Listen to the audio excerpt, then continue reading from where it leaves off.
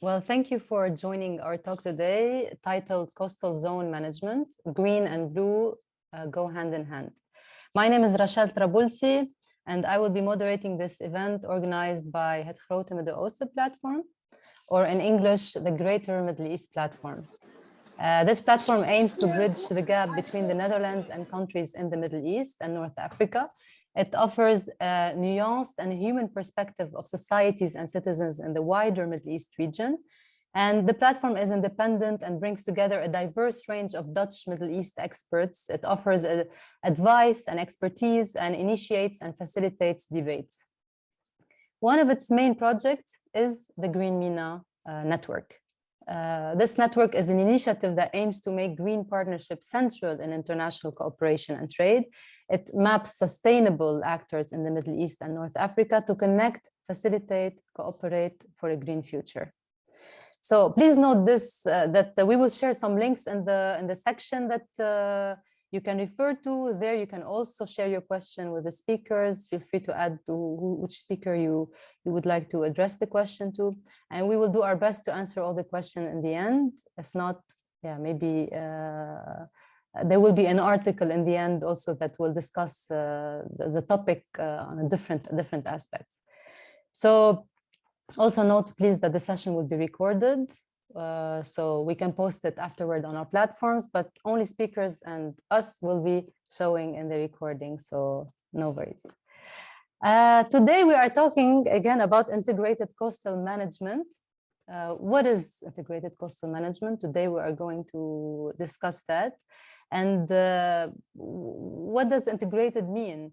It means integration of terrestrial and marine components of the great territory, the target territory in both time and space. So that's why we have with us today expert in the field of coastal management and urban development to tell us more how green and blue go hand in hand. What does that mean?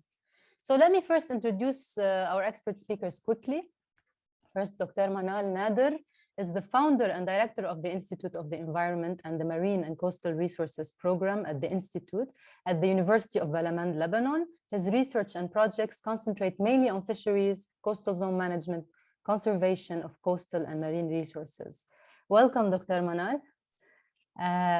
Heba, and our second speaker, Heba Elhanafy, is an urban planner and researcher. She has a bachelor's degree in architecture and urban planning from Alexandria University and a master's degree in urban development from the Technical University of Berlin. She has worked on a variety of urban development and research projects with regional and international organizations in the MENA region, the EU, and the US. Welcome, Heba. We are very happy to have both of you here with us today because we really want to know more about this topic that is more and more being discussed, and I'm sure it has been for a long time, but it's not really given much importance. So I will start with asking the first question that will introduce the topic of integrated coastal management and give us a bit more background on what it is and the challenges that I faced. I will start with Dr. Manal. How does this work? What are the main challenges that exist in coastal management? Dr. Manal will share with us a presentation with some figures and facts based on the context of his work. I will pass the floor to you, Dr. Manal. Thank you, Rachel, and hello, everyone. Hope everybody's doing fine. You can see my screen, right? Yes. Yep. Okay, great. So I'm going to go very quickly over the principles of coastal zone management, and then I'll give you a few examples of the things that we are doing in Lebanon in order to move towards managing our coastline, which is extremely deteriorated, with the hope that this will stimulate, let's say, a good discussion about the way forward and what should be done for coastal zones all around the world. A brief about us. I am the director of the Institute of the Environment at the University of Balamand. Our motto is to promote science as the basis for decision making. The Institute hosts three programs, the Environmental Energy Economics Program, the Land and Natural Resources Program, and the Marine and Coastal Resources Program, under which we actually conduct a lot of coastal and marine research. As you see, the MCR themes of interest cover fisheries management, currents, waves profiling, coastal dynamics, artificial reefs, human impacts on coastal environments, social impacts, marine protected areas, awareness raising, capacity building, amongst many others. So we tend to work on whatever is needed to be done in order to be able to protect and conserve our natural resources and sustain them for future generations. In the MCR, in a snapshot, we work a lot, and the Institute works a lot on soft funding. Most of the work we do is externally funded, and as you have seen, our main partners are the EU, the FAO, the United Nations, ministries like the Ministry of Environment in Lebanon, and we have a lot of others that, a lot of other institutions whom we work with. In terms of coastal zones, so what are coastal zones? Coastal zones, in principle, are unique, distinct regions that require special attention. I think most of us know that this is where the land and the sea interact. And this area actually changes with tides. It changes with the moon stages, with the cycle of the moon. It changes seasonally with astronomic forces because the water actually gets pulled over the land or pulled away from the land. And sporadically, we see storms and river floods. These coastal zones, therefore, also create distinct maritime cultures, and they contain some of the most productive and valuable habitats on Earth in terms of productivity. If we don't know, 95% of marine life is present on coastal zones all around the world. And coastal zones, or the continental shelf, which is part of the coastal zone in principle, represents approximately 7 to 8% of the world surface. And over there, we see on coastal zone that we have huge amounts of energy that are released, and this is exacerbated today with climate change impacts, with sea level rise, and with the destruction of coralline reefs due to acidification and rising temperatures. So we see that the problems are going to become worse over time. And also, we see that the great abundance of life that is nurtured in coastal areas is going to be negatively affected. And in addition, we know that the first line of defense against hazards that are born at sea are also going to be reduced. And therefore, we're going to experience more destruction of infrastructure due to the intensity of storms and the frequency of them. Of course, coastal areas, as we all know, are high priority areas to people, the military, commerce, industries, basically all sectors that exist in human societies are found one way or the other in coastal areas. And this leads to a lot of conflict, and therefore we need government intervention. Coastal areas also host dense populations, and this urban sprawl, and hopefully Heba will give us some idea of how to actually manage development or urban sprawl in coastal areas that will minimize modifications and deteriorations of coastal habitats. Now, all actions we undertake on land impact the sea, and more specifically, they impact the coastal areas because this is where we are and this is where we live. We send all our pollutants into the sea. We have siltation from erosion, deforestation, quarrying, all of those. So these sediments enter coastal areas and smother habitats. They kill marine life and they debilitate marine organisms. We have the issues of sea filling, like port building, marinas. It's called reclamation, but we don't like the word reclamation because it's very political from our perspective. We are not reclaiming anything. When we take rubble or material from terrestrial environments and we fill marine environments, basically we are filling the sea. We are not reclaiming anything that was ours before. So another issue that we suffer from more specifically in many places around the Mediterranean are dredging and quarries, tourism and the building of marinas and swimming pools, etc. in coastal environments, solid and liquid waste, treated and untreated, and of course, overall urban development. In this perspective, we see that such impacts affect community security through the destruction of the coastal infrastructure, through the reduction in tourism revenue, for example. Everybody wants to go to a place that is pristine, that is nice, but once people go to these areas, the classical tourism takes over, even though we have aspects of ecotourism developing all around the world, but the damages that have been done by classical tourism are very difficult to reverse at this stage. And we see that they completely destroy coastlines in order to satisfy a certain group of people, and therefore these areas lose their tourism potential. We see that there's a lot of loss and change in biological diversity. We know this is occurring all around the world. Climate change is also making the marine diversity suffer even more. And we see that reduction change in natural resource abundance is paramount today. It's everywhere. For example, in fisheries, we see more than 15 fisheries have collapsed due to overfishing, due to destruction of habitats, and more specifically, if you want, in the way that we treat our continental shelves and our coastal areas. For example, pollution and physical destruction of habitats does affect fisheries and therefore the livelihoods of fishing communities or fisher communities, as well as overall food security. Today, we see that omega-3, for example, that is the main source are marine products, is being added to children's milk due to its benefits in the development of the network of the brain in children, as well as the overall health of individuals. I mean, you can buy omega-3 pills today. So we see that also food security and protein provision to communities is also affected. Now, the big problem in coastal zones, and I think this is where the biggest debate is that where does it end? Where does it start and where does it end? On the marine side, it's not as so difficult to actually give it a boundary or delineate it. It usually stretches up to the continental shelf or the 200-meter depth or to the territorial waters of a nation. And most accept this because there isn't much conflict over these areas, over surface water. The conflicts actually occur once you go to the shoreline and you start going inland or landward.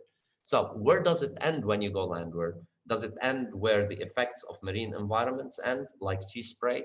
Or does it end where the waves come in?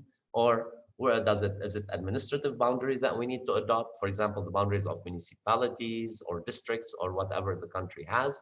So landwards, coastal zones, nevertheless, should always include what we call the intertidal and the supratidal zones, like beaches, dunes, floodplains, etc. And in some aspect, because we have such dense populations in coastal areas, many nations have adopted the administrative boundary of municipalities or districts in order to manage all of the sectors that exist. Because why? Coastal areas are the places where authority changes abruptly. We have a specific line that actually separates water from land. And we see that different ministries have different jurisdictions and different mandates over water than they do over land. This is the area where storms hit, and therefore where you get a lot of destruction of infrastructure, and where many government institutions also play a role, like municipalities, other ministries, etc.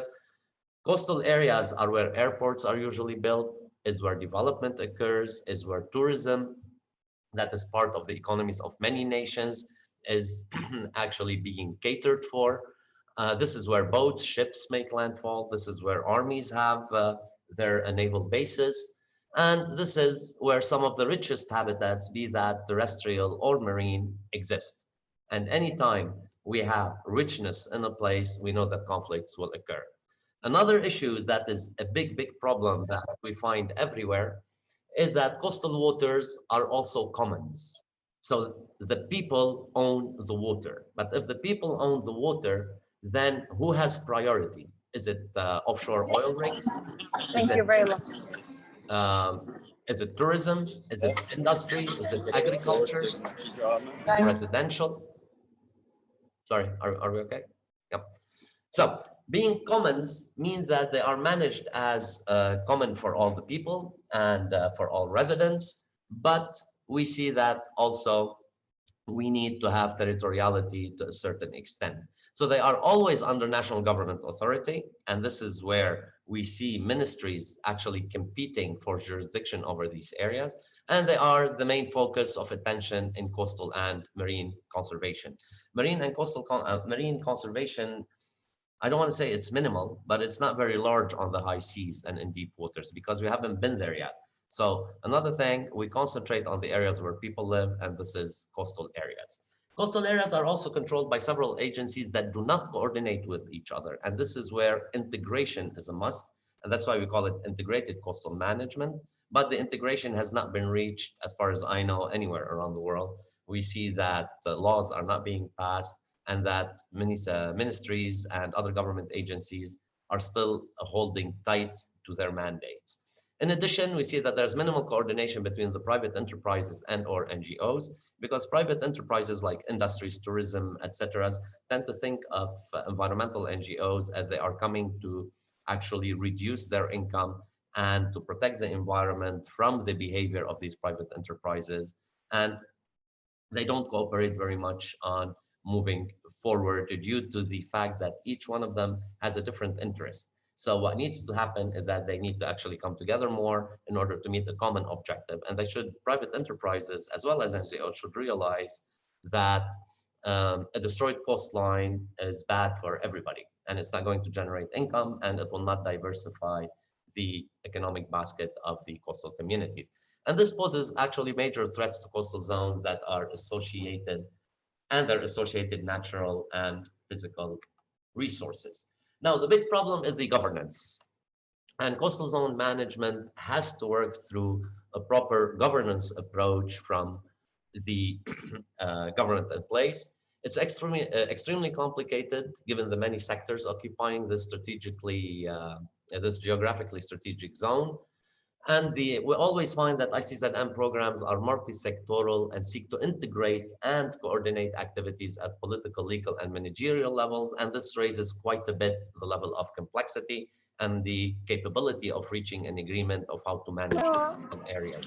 Mama, can you help? So difficulties in adopting such programs reside in the difficulties from reviewing and restructuring the jurisdictions of existing authorities. For example, in Lebanon, the Ministry of Environment is responsible for biodiversity. The Ministry of Agriculture is responsible for fisheries. The Ministry of Transport is mandated over the maritime public domain, and you've got the Ministry of Tourism for the tourism sector, and the Ministry of Defense for the military and the army. And all of these have to come together in order to actually reach an agreement of what to do in this area. And all of you can just perceive the difficulty in actually reaching such an agreement for the benefit of the coastline. So the problem is that narrow sectoral planning, which is the case in most nations, each sector develops by itself, easily and irreversibly destroys natural resources and therefore forecloses any future options, as is the case with the classical tourism approaches. So ICZM, what it attempts to avoid is the negative impacts by adopting a broad multiple sectoral planning approach, by future-oriented resource analysis. We need to know what resources we have so we can actually use them for all sectors in a way that is sustainable and in order not to foreclose the options of our children or our grandchildren. In addition, we need to test the sustainability of such initiatives because we don't want to invest time and effort and money in something that's going to fail. And this is where the precautionary approach is also a must. So integrated multi-sectoral resource planning and management is mostly needed at the coast and not inland. And governments over time, and they have already become more and more involved in the complex management issues of coastlines, and the growth in coastal populations and coastal areas, and social demands of these populations, and the expansion of industries in these areas, and the increasing pressures for food supply, because there's a lot of pressure on inland areas to provide food for populations that are in coastal areas, tourism, competition, and conflict due to crowding, etc., and the list goes on. So in order to actually address all of those things, in Lebanon, I'm here putting some, if you selected initiatives that will feed into proper ICZM, let's say, if we ever reach that level. The coastline in Lebanon represents 8% of the total area of the country, which is very minimal. And if you look at it, it hosts 33% of the total built up area and more than 55% of the total population. The average density has increased to approximately more than 1,700 persons per kilometer squared, and compared to 400 key people or individuals per kilometer squared on the national scale. Now, the biggest problem that we have is that 70% of our industrial zones are located on the coast. It's a very short coast. It's only 220 kilometers. And therefore, everybody is fighting for space over there. Our inability to manage our coastline also lies in our political system. We have the legacy of the successive and ongoing wars. We have the lack of local, regional, and national land use plans, poorly defined national planning authorities. Everybody thinks they are the boss of the area. Overlapping and uncoordinated environmental management responsibilities, chronic corruption, where our government is actually at the verge of, well, the country is at the verge of collapse due to corruption. And we have outdated and inconsistent environmental legislation coupled with the severe lack of enforcement of laws.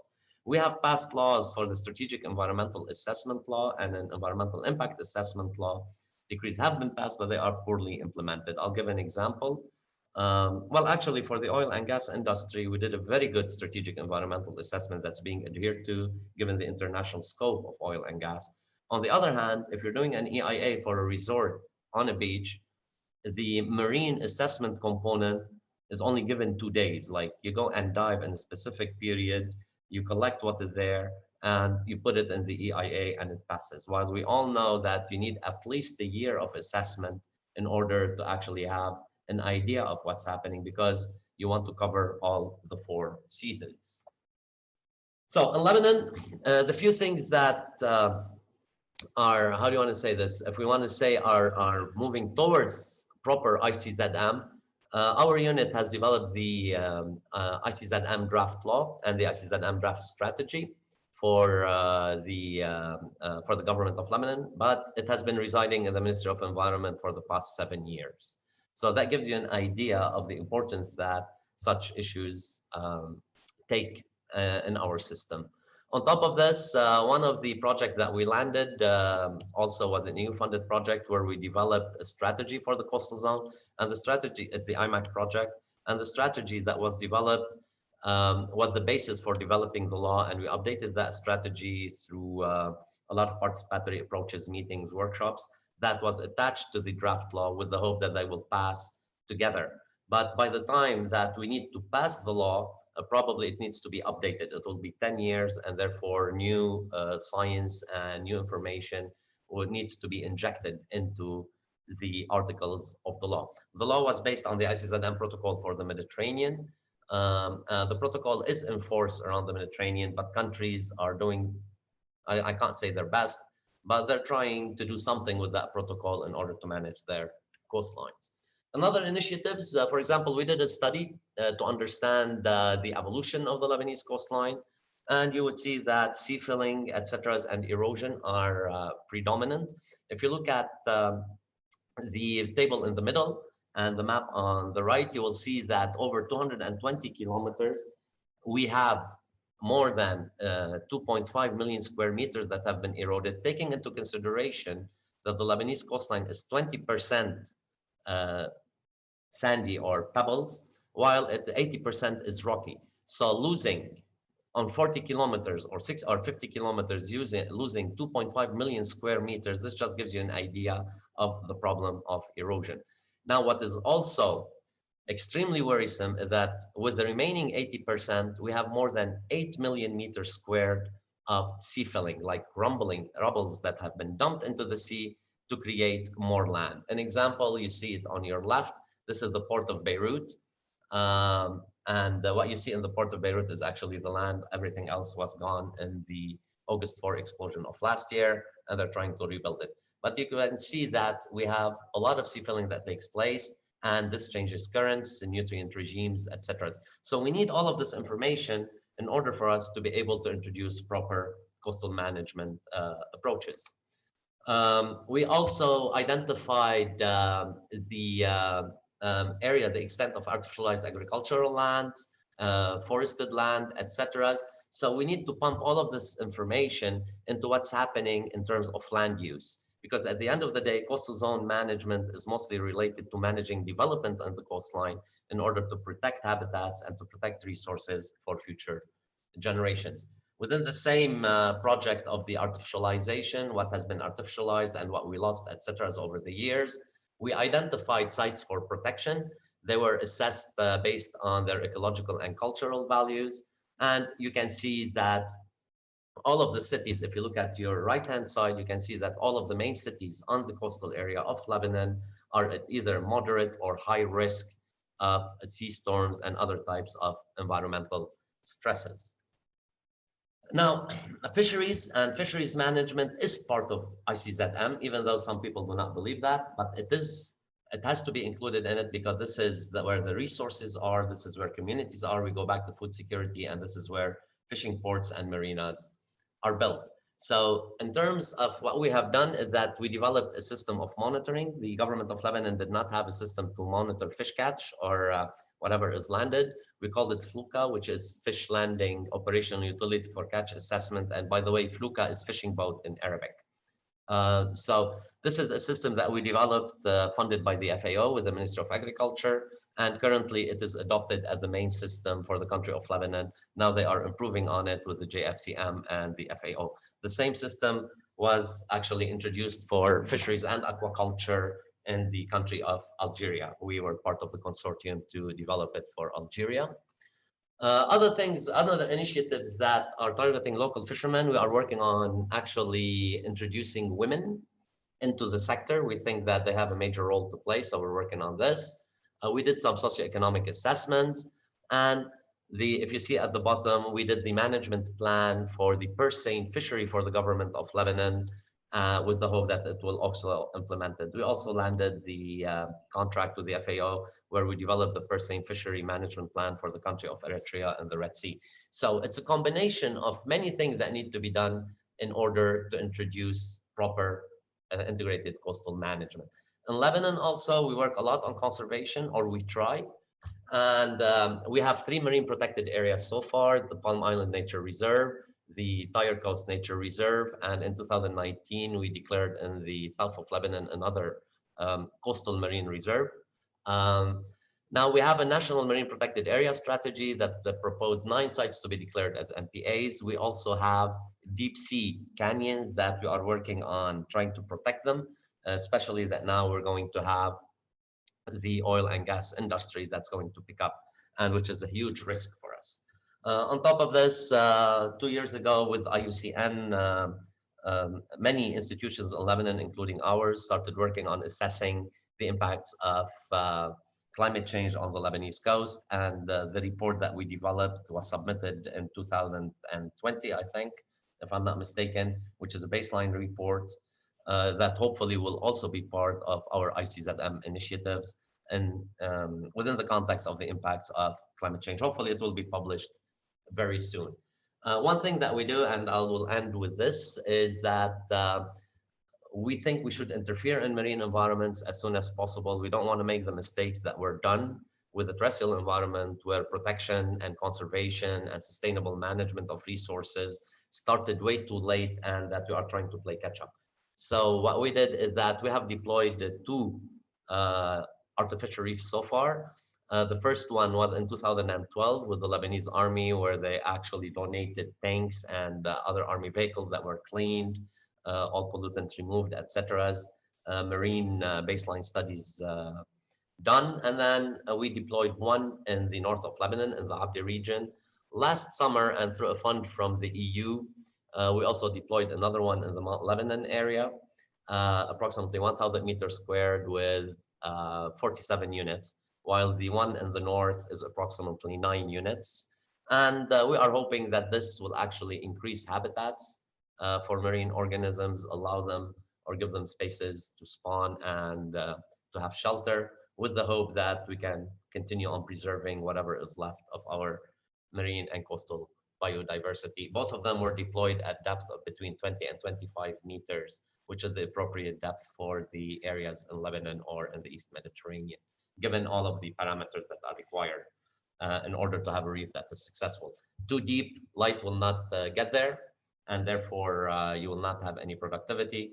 Too shallow, people will probably over-abuse it, and then it might get destroyed by waves and other storms and other hazards born at sea. So thank you very much. I hope I did not take too long. And what you see here on top is pictures of the reef that was deployed last year. And we had different areas for it for scuba divers. And you see this is one sign that we put underwater. Each area is actually called by the name of a Phoenician god. Like this is Ashtarut, for example, the Phoenician goddess of beauty. And we have other areas that are all related to the Phoenician culture, where we have also pictures of the kind of biodiversity that you might find on the reef. So any diver that goes down there will be able to identify species if they didn't actually know them. At the bottom is the older reef that you see. It has a lot of growth on it. And this is in the Abdi, where you see the tank and other, if you want to say, equipment that has been deployed. So thank you very much. And thank you, Dr. Manal. We'll leave the questions till the end. If you have any questions, please write them down in the comment section.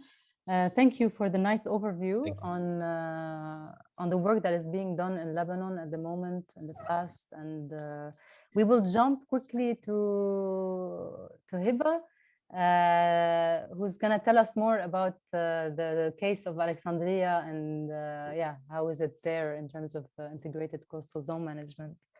Over to you, Heba. Everything is clear. Can you guys see stuff? Yes. Yes. Okay. As Rachel already explained, I'm an urban researcher, so my main focus is not just on the water, but like a little bit expanding.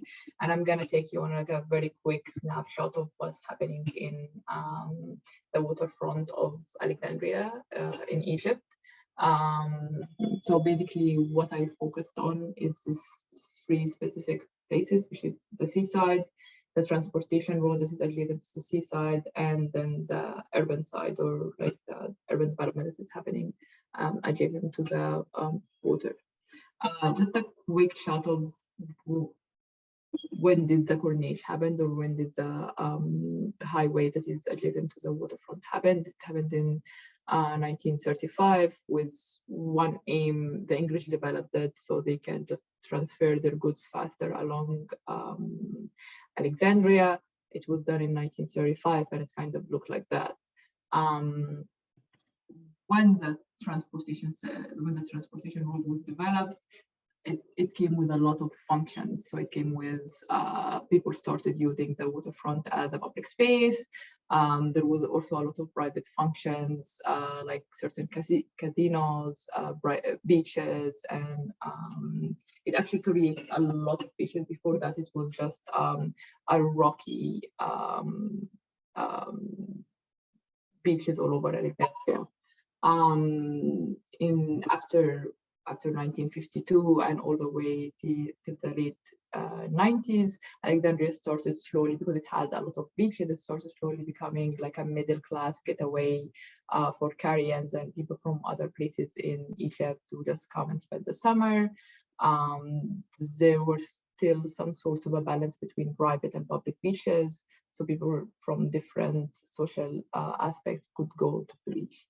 But in 1999, we did a huge Corniche expansion, a huge transportation road expansion.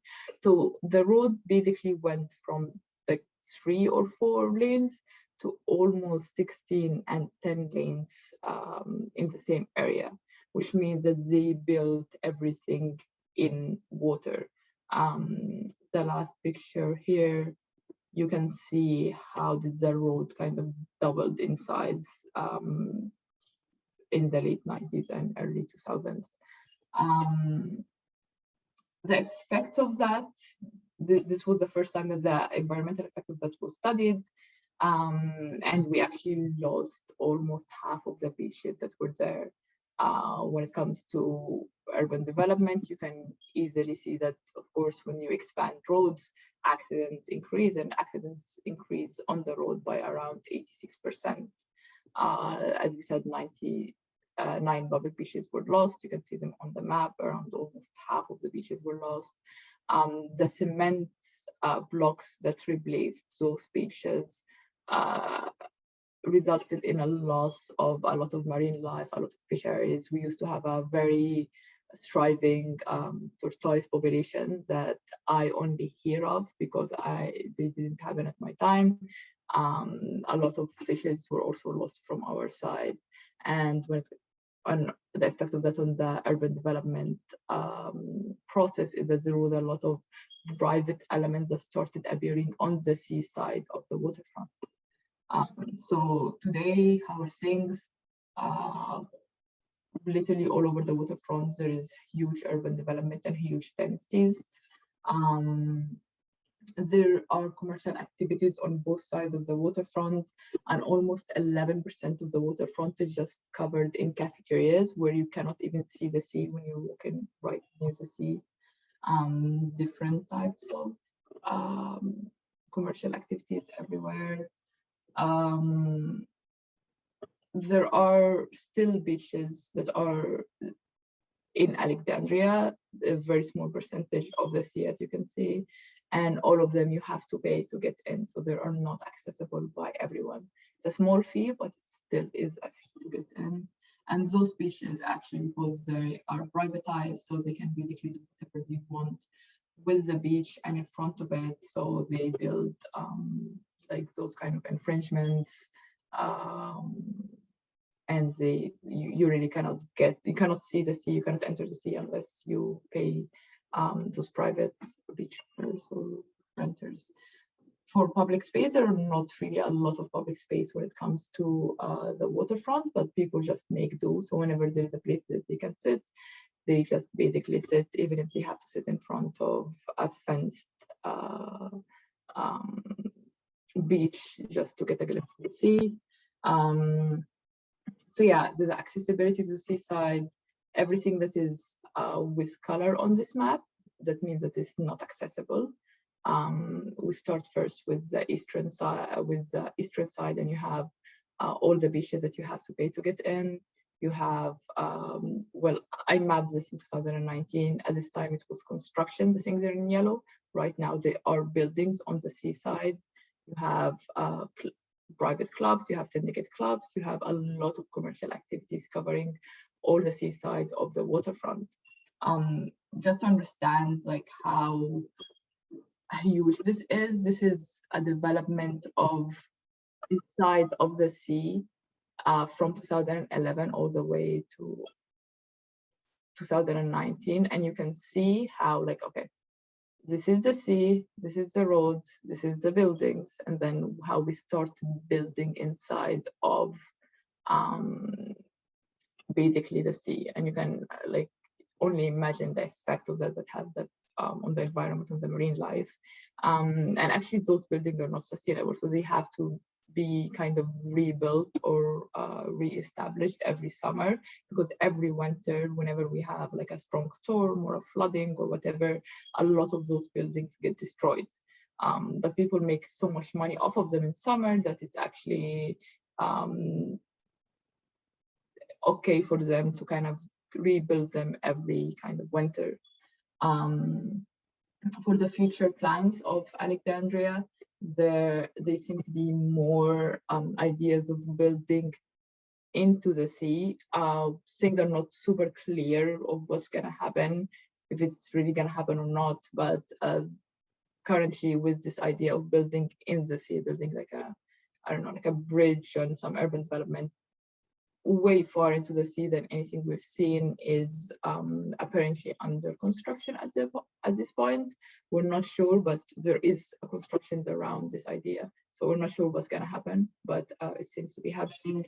The problem with all of that, all of the in-sea construction is basically when Alexandria is drowning, and it's gonna continue to drown till 2050. And instead of doing something about that and trying to protect people and trying to protect, because as I said, a lot of people live quite near to the sea, we're just building inwards, and that is not good. I hope you got a very quick glance of what's happening in Egypt, and thank you guys. Yeah, thank you for taking us on a tour, on the Corniche. I will actually ask you the second question directly to you, Heba. And so we saw there are different challenges, in both contexts, and mainly poorly defined national planning or uncoordinated environmental management, having large percentage of industrial zone or commercial zones located on the coast, invasive and destructive urban developments on the coast and sea filling, and limited access to public spaces, and commercialization and privatization of the public space. So the question to you here is, how can the private sector and the public sector balance their interests? Different stakeholders have different interests. Who profits from such, from such access to these spaces, and who's responsible for protecting the environment? So my take on it was like whenever I hear like public authority, I feel like their role is to protect public interest, right? Whatever that public interest is. But unfortunately, that is not kind of the case in Alexandria, or at least they're protecting the public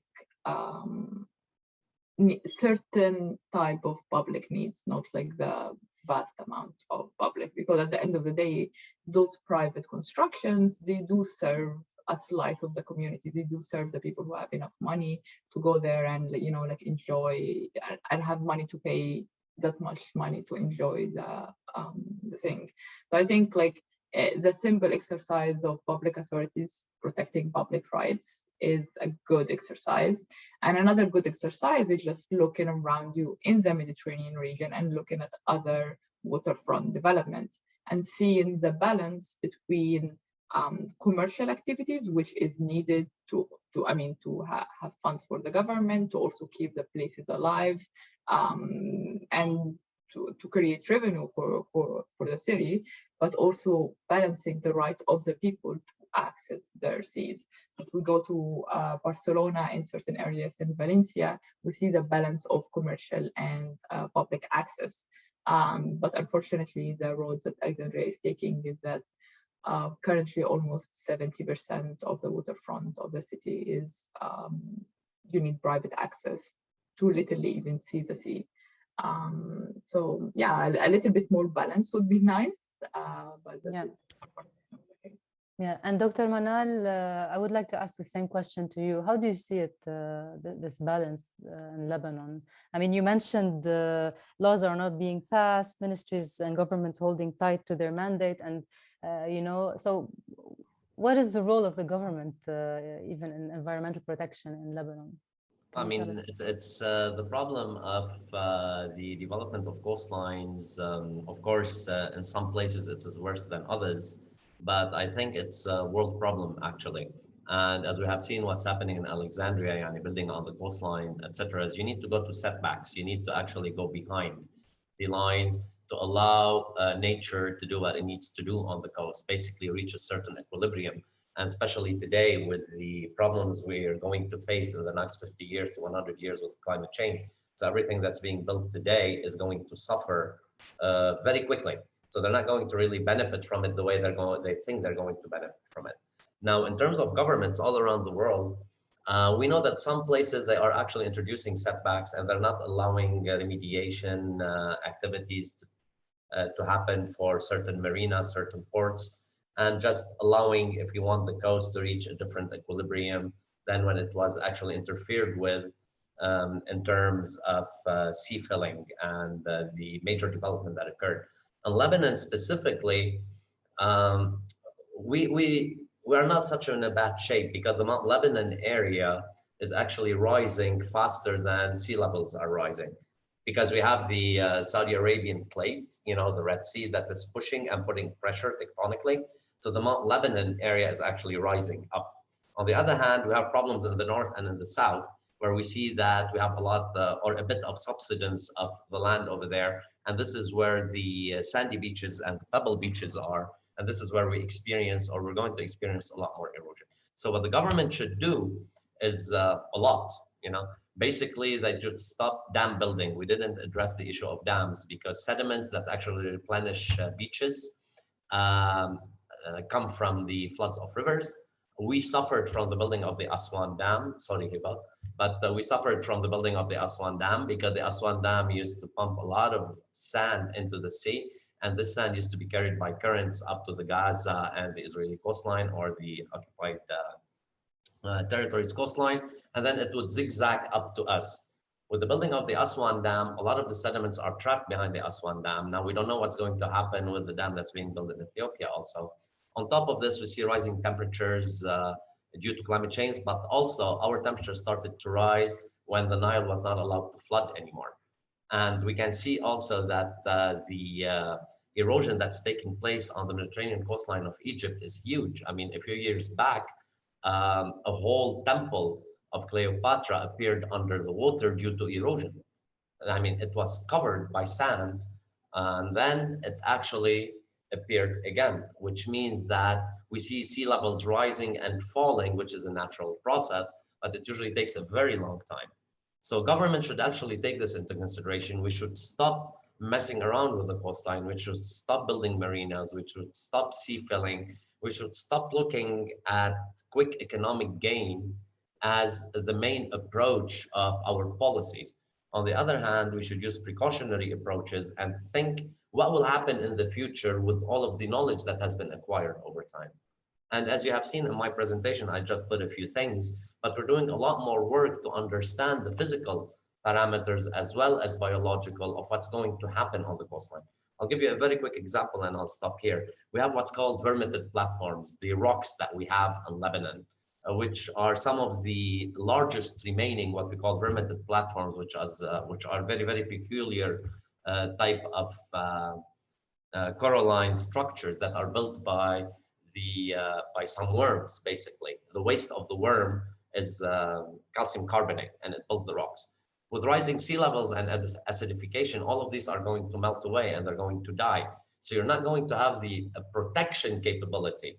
With sea level rise and storms coming in and the destruction of the defense, that is a natural defense that actually evolved over thousands and thousands of years, is disappearing in a very, very fast rate.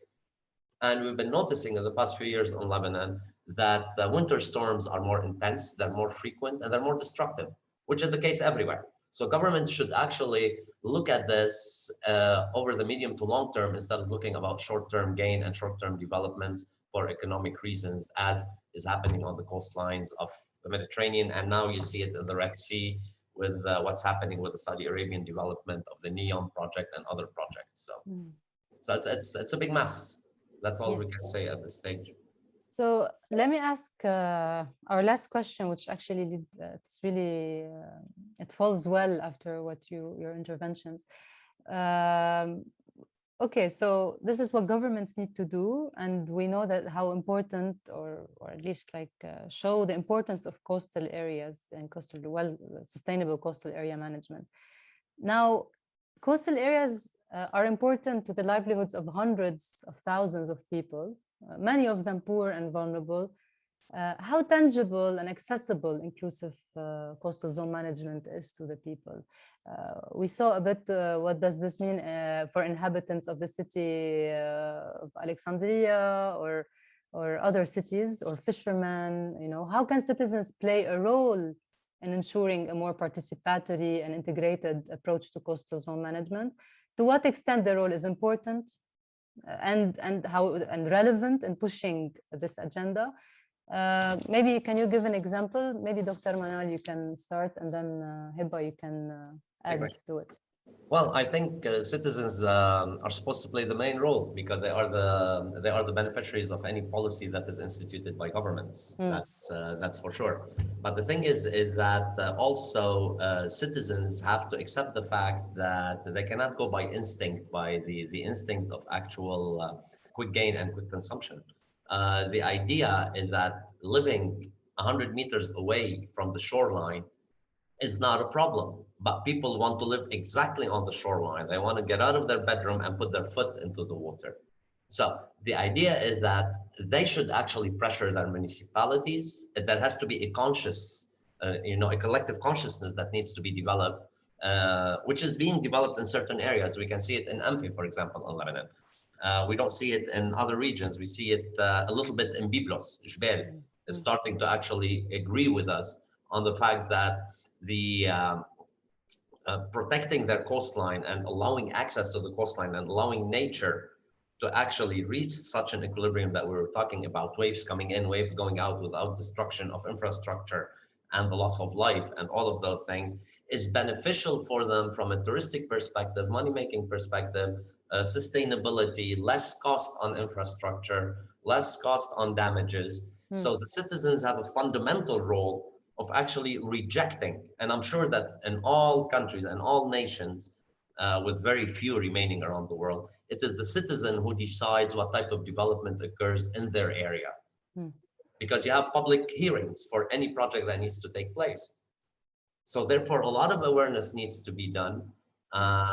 coupled with policies and, if you want to say, a better understanding, because ICZM is a concept. It's not an actual plan. It's a conceptual approach that changes with time. And therefore, we need to be on top of that as we go along.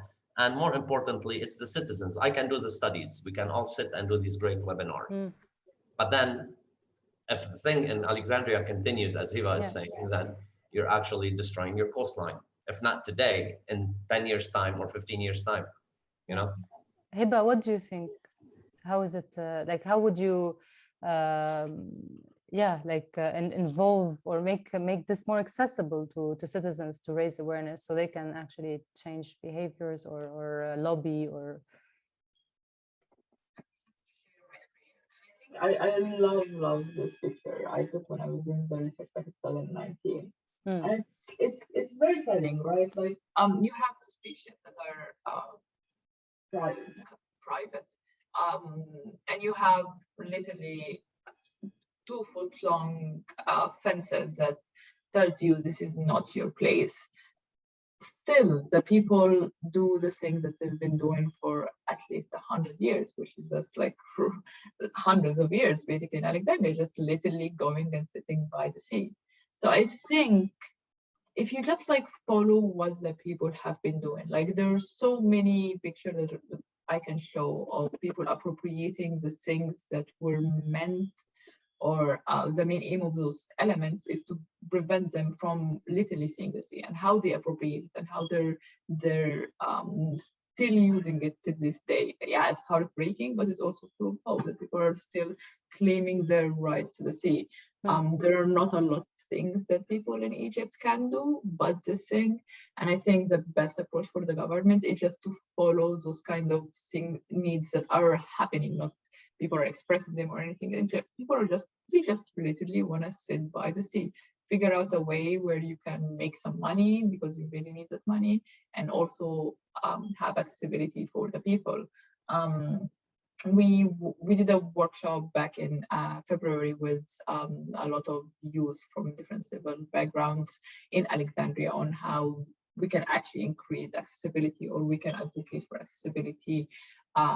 You said we. Yeah, so Equipment Studio and a local NGO in Alexandria, which is also the research on the development of the waterfront, because you have to understand in Alexandria, this is your number one identity, is the waterfront, is the sea, the fact that you have access to the Mediterranean, and you historically had access to the Mediterranean. So when it's these kind of changes and the really strong changes started happening for, I think, I want to say 5 years back, people really started being pissed off, but because we don't have a lot of places to speak, it was just like conversations you would have in the microbus or in the public transportation or these kind of stuff. So when we did the workshop, there was actually like over 150 people who applied to the workshop, and we could only have like 20 people. And a lot of those young people came up with like really cool ideas, and they were actually working with one team that is trying to provide a platform where they're trying to unite all of those people that are doing different things on the waterfront to come together to advocate for more public access and better integrated development in general. So you have people who are cycling on the waterfront every day, the runners, you have the people who sit by the sea, the fishermen who are losing their fishes every day, and have, like, when you talk to them, they tell you, no, it was like a whole different thing 20 and 10 years ago. So yeah, there are people who are trying, there are people trying to create platforms, and we just need to keep on pushing at this point. Okay, yeah, thank you. Okay, well, I want in one sentence quickly, because I really want to know what you guys are working on for the future. What is an interesting project you're working on? Really in one sentence, because I need to close the session. We have one more minute. Heba, you can start if you want, because you had the floor. Yeah, I think the platform that we're creating now for people who are interested in advocating more for a better waterfront is something that I'm really excited. It should be out sometime in mid to late August, and it should have all the people that are things that are already happening on the waterfront, and they're coming together and talking about it and trying to advocate for a better future development. So this is something I'm excited. Okay, thank you, Heba. Dr. Manal, What are your future For us, plans? And actually, we're working on many things. We're continuing our work on fisheries management, stock assessments, everything related to the harvesting of the resources and how to introduce plans for that. Because in Lebanon today, it's more than a sentence. I'm sorry, Rasha, but it's no. fine. Because we don't have any quotas, we don't have any seasonalities, we don't have any of those due to the lack of the information that exists. So we're trying to fill the data gaps for the government to be able to, with the FLUCA system that we have introduced, to be able to manage, let's say, the fishery sector.